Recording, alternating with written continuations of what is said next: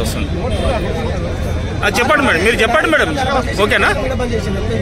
హిందువులని target చేస్తూ ఉగ్రవాదులు మతం అడిగి హత్యలు చేసిరు, ఎన్కౌంటర్ చేసిరు, కాల్చి చంపిరు అంటే ఇది అత్యంత హేయమైన చర్య. ఇది మేము హిందూ సంఘాల ఆధ్వర్యంలో ఈరోజు షాద్నగర్ లో భారీ ఎత్తున ప్రభావతి ర్యాలీ నిర్వహించడం జరిగింది. ఈ కార్యక్రమంలో హిందువులు అధిక సంఖ్యలో పాల్గొని ఈ జరిగిన సంఘటనని తీవ్రంగా ఖండిస్తున్నామని చెప్పి ఈరోజు అందరూ మహిళలు, ఈరోజు యువకులందరూ బయటకు వచ్చి ఈరోజు ఈ కార్యక్రమాన్ని నిరసనగా తెలియజేస్తున్నాం. ఈరోజు హిందువులని ఈ విధంగా మానవులే అసలు కిచ్చపరుచుకునే విధంగా ఈరోజు ఈ దారుణంగా చేసిన ఈ దుండగులను మానవులు అననే అనవద్దు. వీళ్ళు నరరూప రాక్షసుల కన్నా ఎక్కువ హీనం ఈ కొడుకులని భూమి మీద ఉండనీయకుండా తక్షణమే వాళ్ళని ఎన్కౌంటర్ చేయాలి. వాళ్ళని ఎవరు భూమి మీద బతికే ఆధారత లేదని చెప్పి ఈరోజు హిందూ సంఘాల ఆధ్వర్యంలో మేము డిమాండ్ చేస్తున్నాం. జోహార్ పాల్గాన్ హిందువులకు. నిన్న మంగళవారం జమ్మూ కాశ్మీర్లోని పహల్గామ్లో మరి అత్యంత కిరాతకంగా మరి దాదాపు 27 మంది హిందువులను కాల్చి చంపినటువంటి ఈ పాకిస్తాన్ దుశ్చర్యలను ఈరోజు భారతీయ సమాజం అంతా కూడా 130 కోట్ల మంది భారతీయులందరూ కూడా ముక్త కంఠంతో ఈ దుశ్చర్యలను మేము ఖండిస్తా ఉన్నాం. మరి పాకిస్తాన్ ఆ రోజు చరిత్రలో మీకు తెలుసు, ఈ దేశ విభజనలో మీకు కావలసిన భూభాగాన్ని తీసుకొని వెళ్లి మళ్లీ ఈ దేశంలో నిరంతరంగా సీమాంతర ఉగ్రవాదం పేరుతో మరి నిరంతరంగా ఏదైతే అటాకులు చేస్తున్నారో దీనికి భారీ మూల్యం చెల్లించుకోవాల్సిన అవసరం ఉందని చెప్పేసి ఈ సందర్భంగా హెచ్చరిస్తా ఉన్నాం.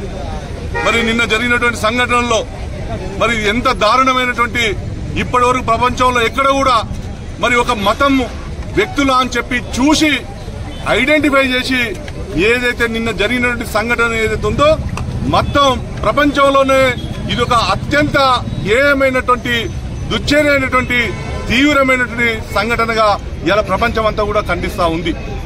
ఒకటే చెప్తా ఉన్నాం, ఈ రోజు పాకిస్తాన్ కు మన అందరం కూడా ఈ దేశంలో ఉన్నటువంటి 140 మంది కోట్ల భారతీయులందరూ కూడా ఒకే ముక్త కంఠంతో మన ప్రియతమ నాయకుడు ఈ రోజు ప్రధానమంత్రి నరేంద్ర మోడీ గారు ఏ చర్య తీసుకున్నా భారత ప్రభుత్వం ఈ పాకిస్తాన్ మీద కావచ్చు, ఈ ఉగ్రవాదుల మీద కావచ్చు ఏ చర్య తీసుకున్నా ఈ దేశంలో ఉన్నటువంటి ప్రతి భారతీయుడు కూడా కులానికి మతానికి అతీతంగా నరేంద్ర మోడీ గారి నాయకత్వాన్ని డిసిషన్ను ఆ నిర్ణయాన్ని అందరూ కూడా స్వాగతించాలని చెప్పేసి ఈ సందర్భంగా తెలియజేస్తా ఉన్నా. ఒక మంచి శాంతి చేకూరింది.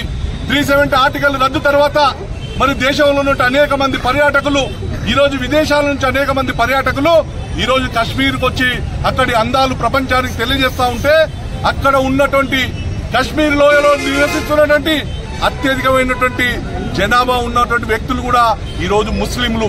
వాళ్ళు కూడా కోరుకుంటున్నారు ఇక్కడ ఈ పర్యాటక రంగం ఉండాలి, ఇక్కడ ప్రశాంతత ఉండాలి, ఇక్కడ మొత్తం ఒక శాంతి చేకూరాలని చెప్పేసి ఈ రోజు కాశ్మీర్ ప్రజలందరూ కూడా కోరుకుంటుంటే మరి ఈ రోజు పాకిస్తాన్ అడక తినేటువంటి ఒక స్థితిలో ఉంటూ ఉగ్రవాదాన్ని ఈ రోజు పోషిస్తూ ఈ రోజు మరి భారతదేశంపైకి ఏదైతే ఉసిగొల్పారో దానికి ప్రతిచర్య చాలా తీవ్రంగా ఉంటుందని చెప్పేసి ఈ సందర్భంగా మేము హెచ్చరిస్తా ఉన్నాం. ఒకటే ఒక విషయం ఈ దేశంలో ఇప్పుడే చూస్తా ఉన్నాం, ఇంకా ఈ దేశంలో నుండి హిందువులకు కావచ్చు ఈ దేశంలో నుండి భారతీయులకు సిగ్గుండాలి, సిగ్గు రావాల్సిన అంశం ఉందని చెప్పి మేము తెలియజేస్తా ఉన్నాం. ఈ రోజు మనం అందరం కూడా పాకిస్తాన్ ప్రభుత్వం ఉందా అని చెప్పేసి ఈ సందర్భంగా మేము హెచ్చరిస్తా అడుగుతా ఉన్నాం. ఇక్కడ లైట్లు ఎందుకు తీస్తున్నారు? ఇక్కడ ఉన్నటువంటి ప్రభుత్వం మరి ఈ పాకిస్తాన్ కు మరి వంతెనవాడే ప్రభుత్వమా లేకపోతే ఈ దేశంలో ఉన్నటువంటి మెజార్టీ ప్రజల యొక్క మనోభావాలకు అనుగుణంగా ఉండే ప్రభుత్వమా తేల్చుకోవాల్సిన అవసరం ఉందని చెప్పేసి ఈ సందర్భంగా హెచ్చరిస్తూ మన అందరం కూడా ఆ చనిపోయినటువంటి ఈ హిందూ బంధువులందరికీ కూడా మరి వారి మనశ్శాంతి వారందరూ కూడా శాంతి చేకూరాలని చెప్పేసి ఈ సంఘటనకు ప్రతీకారం ఉంటుంది. మనందరం కూడా ఈ సంఘటనతో మనందరం కూడా జాగృతం కావాలి, ఈ హిందూ సమాజంలో కలిసి ఉండాలని చెప్పేసి అందరూ కూడా కోరుకుంటూ జోహార్ పహల్గాం హిందువులకు, జోహార్ పహల్గాం హిందువులకు. జరిగిన ఉగ్రవాద చర్య కావచ్చు, బెంగాల్లో జరుగుతున్న హింస కావచ్చు, బంగ్లాదేశ్ లో జరుగుతున్న మైనారిటీల మీద హింస కావచ్చు, ఒక పద్ధతి ప్రకారం పాకిస్తాన్ గూఢచారి సంస్థ ISI యొక్క ప్రోద్బలంతో భారతదేశంలో ఉన్న మెజారిటీ మతస్థుల మధ్య, మైనారిటీ మతస్థుల మధ్య ఒక ఐక్యతని విచ్ఛిన్నం చేసే కుట్ర జరుగుతూ ఉందని ఇవాళ మొత్తం సమాజం భావించేటట్టుగా ఇవాళ పాకిస్తాన్ ప్రయత్నం చేస్తూ ఉంది. పాకిస్తాన్ పరిస్థితి చూస్తే ఆర్థికంగా విచ్చమెత్తుకునే పరిస్థితి ఉన్న పాకిస్తాన్ ఇవాళ కాశ్మీర్లో గత 3 నెలల్లో 5 లక్షల మంది పర్యాటకులు వస్తే కన్నుగుట్టి కడుపులో మంటలేసి ఇవాళ ఈ విధంగా చేయడం జరిగింది. అంతేకాకుండా పర్యాటకులని కేవలం మతం పేరు మీద వారిని టార్గెట్ చేసి చంపడం అనేది ఆ యొక్క మెజారిటీ భారతదేశాన్ని మరోసారి విచ్ఛిన్నం చేసే ప్రయత్నం చేస్తా ఉన్నారు. మొన్న Pakistan army chief Munir correct గా 5 రోజుల ముందు ఒక స్టేట్మెంట్ ఇచ్చి భారతదేశం విచ్ఛిన్నమైందే మతాల ప్రాతిపదిక మీద ఇక ముందు కూడా అలాగే జరగబోతుందనే ఒక సంకేతాన్ని ఇచ్చిండు ఆయన. దాన్ని దృష్టిలో పెట్టుకుని రానున్న రోజుల్లో పాకిస్తాన్ చేస్తున్న కుట్రల్ని, విదేశీ కుట్రల్ని మనమందరం కలిసి ఐక్యంగా ఉండి విచ్ఛిన్నం చేసి వాళ్ళందరి కుట్రల్ని భగ్నం చేసే ప్రయత్నం చేయాలి. అంతేకాకుండా సోదరుడు శ్రీవర్ధన్ చెప్పినట్టు నరేంద్ర మోడీ గారి నాయకత్వంలో భారతదేశం రానున్న రోజుల్లో ఈట్ కా జవాబ్ పత్తర్ అనే విధంగా ఇచ్చే సమాధానానికి మనందరం కూడా మోడీ గారి వెన్నెంబడి ఉండి ఆయన వెంబడి మనంతా భారతదేశం మొత్తం కులాలకు మతాలకు అతీతంగా మనందరం మద్దతు ఇవ్వాల్సిన అవసరం ఉంది. అంతేకాకుండా ప్రతి ఒక్కరం భారతీయులం ఈ సంఘటన ఖండించి మనందరం కూడా పార్టీలకు అతీతంగా రేపు జరగబోయే ర్యాలీకి పార్టీలని, జెండాలని, ఎజెండాలని, కులాలని, మతాలని పక్కకు పెట్టి మానవత్వం అనే మతం వైపు హిందువులని ఊచకోత చేసిన సంఘటనకు వ్యతిరేకంగా అందరం కూడా రేపు ర్యాలీలో పాల్గొని పాకిస్తాన్కి ఇక్కడి నుంచి ప్రతి గ్రామం నుంచి, ప్రతి వీధి నుంచి, ప్రతి ఒక్క పట్టణం నుంచి ఒక హెచ్చరికను పంపాలని చెప్పి ప్రతి ఒక్కరిని పేరు పేరున విజ్ఞప్తి చేస్తా ఉన్నాను. మరి ఈ ర్యాలీకి వచ్చినందుకు ప్రతి ఒక్కరికి కూడా పేరు పేరున ధన్యవాదాలు చెప్తున్నాను. భారత్ మాతాకి, భారత్ మాతాకి.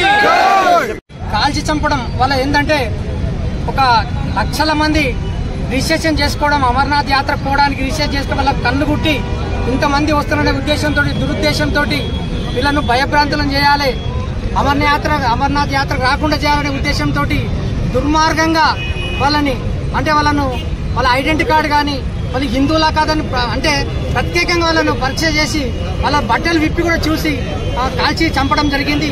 ఇది దుశ్చర్య, దుర్మార్గమైన చర్య. ఇది మట్టి కొట్టుకపోతారు. ఎందుకంటే మానవులు మనము మన భారతదేశం లోపల మేమంతా మనందరినీ అంటే సాధువులు అనుకుంటున్నారు, కానీ ఒక సాధువు కూడా సమయం అంటే సాధువు మీద దుర్మార్గం జరిగినప్పుడు ఆయన ఒక సింహం లాగా గర్జించే అవకాశం ఉంటుంది. కాబట్టి ప్రతి హిందువు కూడా గర్జించినప్పుడు ఈ దుర్మార్గులంతా సర్వనాశనం అయిపోతారని చెప్పి సభాముఖంగా చెప్తున్నా. మట్టి కొట్టుకపోతారు. వీళ్లకు, ఈ దుర్మార్గులకు ఉరిశిక్ష తప్పనిసరిగా వేయాలని చెప్పేసి మా హిందూ సంఘాల తరఫున నేను వేడుకుంటున్నాను. సాక్ష్యాలతో సహా వాళ్ళని చూసి బట్టలు కూడా తీసి వాళ్ళని గుర్తుపట్టి తీయడం అంటే ఎంత హేయమైన చర్య. ఇంత మానవత్వం లేకుండా పోతుందా మనుషులంటే? హిందువుల మీద ఇంత దారుణమైన చర్యలు ఎందుకు? మన మీద ఎందుకు ఇంత కక్ష? వాళ్ళకి కావాల్సినటువంటి బంగ్లాదేశ్ ఇచ్చేసినాం, పాకిస్తాన్ ఇచ్చేసినాం. మన భారతదేశంలో వాళ్ళు ఎంత ప్రశాంతంగా నిద్రపోతున్నారు వాళ్ళ పిల్ల పాపలతో. మరి మనం ఎందుకు బిక్కుబిక్కుమని బతకాలి వేరే దేశాల్లో? మరి మన వాళ్ళకి పిరికితనమా?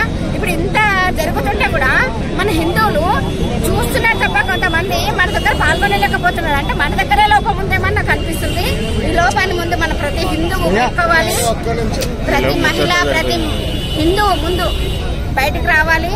బయటకు వచ్చి అసలు మాకు జరుగుతున్న అన్యాయాల మీద మరి మోదీ అన్న గారు మనకి ఇప్పుడు 24/7 మనకు అందుబాటులో ఉన్నారు. మరి ఇప్పుడు మనకు జరుగుతున్న అన్యాయం పట్ల మనం పోరాడదాం. మనం ఏ మత శక్తులకు కూడా మనము వ్యతిరేకం లేము. మరి మన పైన జరుగుతున్న విషయాలపైన అయితే మనం స్పందించాలని నేను మనస్ఫూర్తిగా కోరుకుంటూ భారత పౌరులపై పాకిస్తాన్ దాడిని, ఉగ్రదాడిని తీవ్రంగా ఖండిస్తున్నాం. ఎందుకంటే మతాల ప్రకారం హత్య చేయడం అనేది ఎంతో శోచనీయం. ఒక హిందూ దేశంగా వాళ్ళు భావిస్తున్నారు, కానీ ఇక్కడ ఈ దేశంలో అన్ని కులాలు, మతాలకు అతీతంగా ఇవాళ పరిపాలన జరుగుతుంది. నరేంద్ర మోడీ నాయకత్వంలో భారతదేశం ఇవాళ 3వ స్థానానికి అతిథిలో జరుగుతున్న సందర్భంలో వాళ్ళు దాన్ని ఆటంకం కల్పించాలని చేశారు. పాకిస్తాన్ దాన్ని తీవ్రంగా ఖండిస్తున్నాం. నరేంద్ర మోడీ గారు తీసుకునే ఏ చర్యకైనా భారత పౌరులుగా మేమందరం కూడా సపోర్ట్ ఉంటామని చెప్పి మీ అందరూ తెలియజేస్తున్నాం. జై